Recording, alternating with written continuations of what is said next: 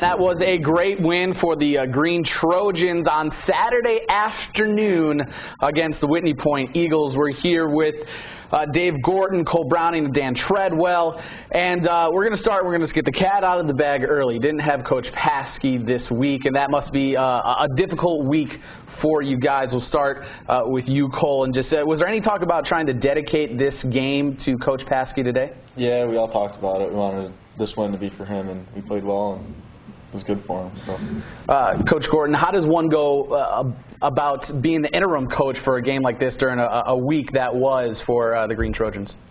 Well, it was a difficult week for me and for all of us. Coach Paskey has given us all, though, as coaches, a lot of responsibility, so we were prepared for that. He does a great job preparing his players and his coaches, and I think that helped us a lot today, or a lot on Saturday. Really good. And Dan, how would you grade him as a head coach on Saturday? He was good. He filled the position perfectly, and without Mr. Paskey there, it was tough, but he definitely stepped up and took the role. Now, it seemed like the offense struggled at times, especially earlier on in the game. There was turnovers, but the defense stepped up on Saturday very much for you guys. And you had 3 interceptions in that game. Talk about how the defense kind of almost basically won that game for you.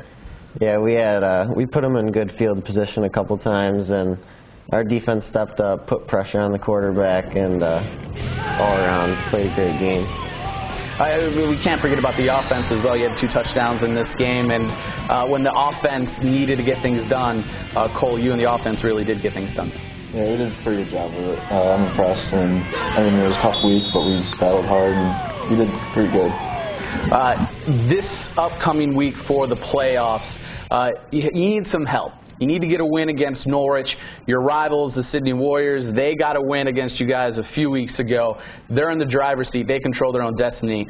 With the team and as a coach of that team, how do you go about preparing the guys for this coming up week when it's basically do or die?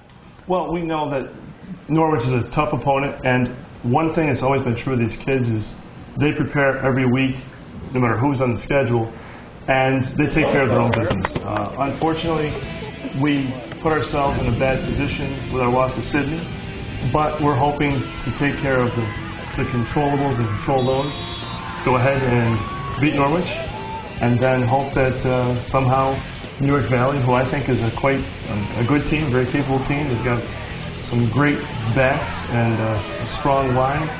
If they can upset Sydney, we have a chance to go and play Waverly. We would love that opportunity.